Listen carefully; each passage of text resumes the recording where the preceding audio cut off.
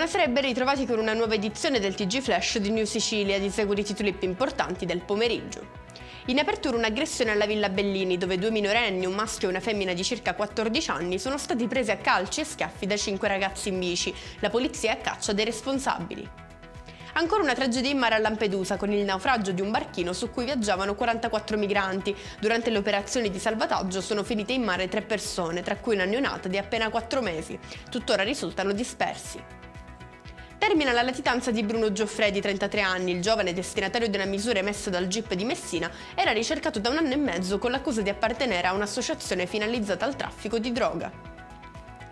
Nei guai 4 imprenditori agricoli accusati di truffa da Agrigento. Gli indagati avrebbero ingannato i loro clienti attraverso falsi contratti di affitto, sequestrati 450.000 euro. Chiudiamo con il meteo. Per domani si prevede una giornata soleggiata ma anche ventosa su tutta la Sicilia. Le temperature più alte si registreranno a Palermo, dove si sfioreranno i 30 gradi. E con questo è tutto, prossimo appuntamento domani alle 13:30. Grazie per averci seguito e buona serata.